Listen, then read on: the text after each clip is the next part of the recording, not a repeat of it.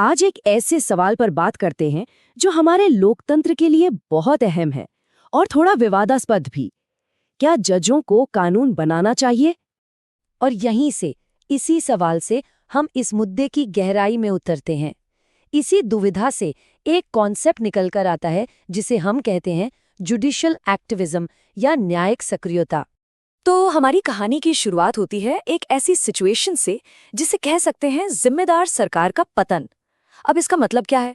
जरा सोचिए, जब सरकार के दो सबसे जरूरी हिस्से, एक जो कानून बनाते हैं यानी विधायिका और दूसरे जो उन्हें लागू करते हैं यानी कार्यपालिका, जब ये दोनों ही अपना काम ठीक से नहीं कर पाते, तो होता क्या है? जब समाज बदल रहा है, नई जरूरतें आ रही हैं, पर उनके लिए कानून ही नहीं है, तो एक खालीपन, एक लेजिस्लेटिव वैक्यूम बन जाता है।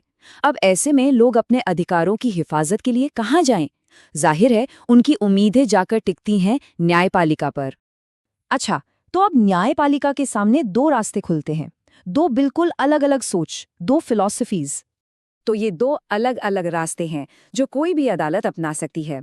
एक तरफ है जुडिशियल एक्टिविज्म, मतलब समाज में बदलाव लाने के लिए अदालतें आगे बढ़कर एक प्रोएक्टिव रोल निभाएं।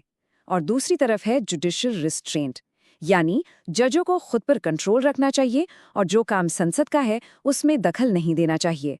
असल में ये एक जज के रोल को लेकर एक बहुत ही बुनियादी बहस है।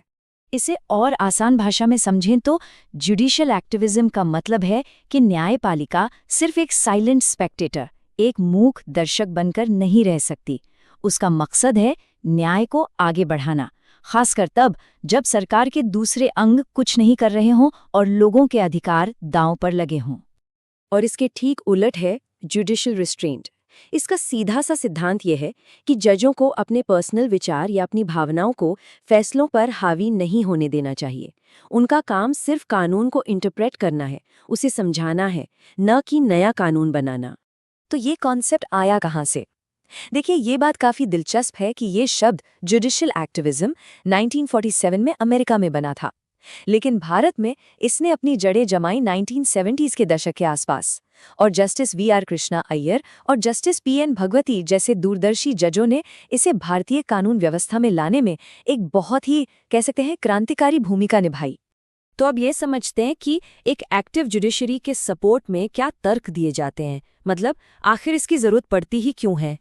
तो देखिए, सबसे बड़ी वजह तो ये है कि जुडिशियल एक्टिविज्म को अक्सर एक ज़रूरत, एक मजबूरी के तौर पर देखा जाता है।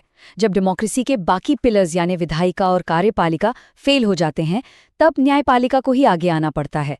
इसका सबसे बेहतरीन उदाहरण है विशाखा गाइडलाइंस का केस। याद होगा, जब वर्कप्लेस पर सेक्सुअल हैरेसमेंट को लेकर कोई कानून ही नहीं था, तब सुप्रीम कोर्ट ने आगे बढ़कर गाइडलाइंस जारी की, और वो गाइडलाइंस तब तक कानून की तरह लागू रहीं जब तक पार्लियामेंट ने इस पर बाकायदा कानून नहीं बना दिया। और हाँ, इसका सबसे बड़ा और सबसे पावरफुल टूल क्या है? वो है जनहित याचिका यानी PIL। ये जुडिशियल एक्टिविज्म का ही नतीजा है, जिसने किसी भी आम इंसान को ये ताकत दी कि वो समाज के किसी बड़े मसले को लेकर सीधे अदालत का दरवाजा खटखटा सकता है। लेकिन जैसा कहते हैं, हर सिक्के का दूसरा पहलू भी होता है।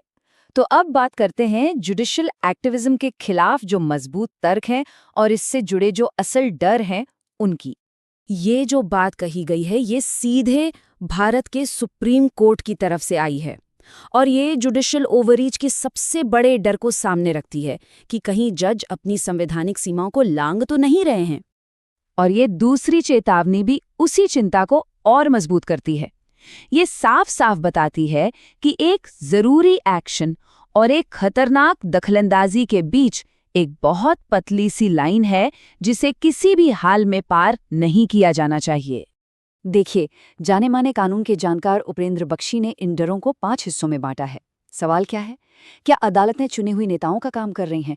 क्या जजों के पास हर कॉम्प्लिकेटेड इकोनॉमिक या साइंटिफिक मामले की एक्सपर्टीज होती है?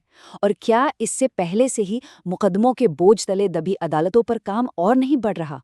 और सबसे जरूरी सवाल, अगर अदालतों के फैसलों को माना ही ना जाए, तो क्या न्यायपालिका में लोगों का भरोसा कम नहीं हो जाएगा? ये सभी बहुत गंभीर और जायज सवाल हैं। तो जो लोग जुडिशियल रिस्ट्रेंट की वकालत करते हैं, उनका सबसे मजबूत तर्क यही है, अगर सरकार फेल हो रही है तो उसे ठीक करने का काम गैर चुने हुए जजों का नहीं है, ये काम जनता का है, चुनावों के जरिए। आखिरकार लोकतंत्र में सबसे बड़ी ताकत तो जनता की ही हाथ में होती है। तो इस पूरी बहस का निचोड़ क्या है?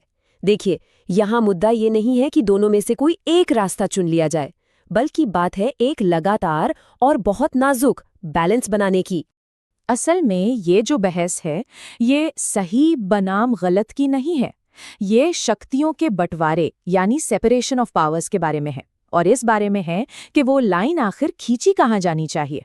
सच तो ये है कि ये टेंशन एक हेल्दी डेमोक्रेसी की निशानी है, जहां सरकार के तीनों अंग एक दूसरे पर चेक एंड बैलेंस बनाए रखते हैं। असली सवाल ये नहीं है कि एक्टिविज्म हो या रिस्ट्रेंट, बल्कि ये है कि कब, कितना और किस हद तक। और इसी आखिरी सोचने पर मजबूर करने वाले सवाल के साथ हम आपको छोड़ते हैं। ये बैलेंस बनाने की जिम्मेदारी सिर्फ न्यायपालिका की नहीं, बल्कि पूरे लोकतांत्रिक सिस्टम की है, जिसमें हम सब शामिल हैं। एक ऐसा विषय जिस पर सोचना बहुत जरूरी है।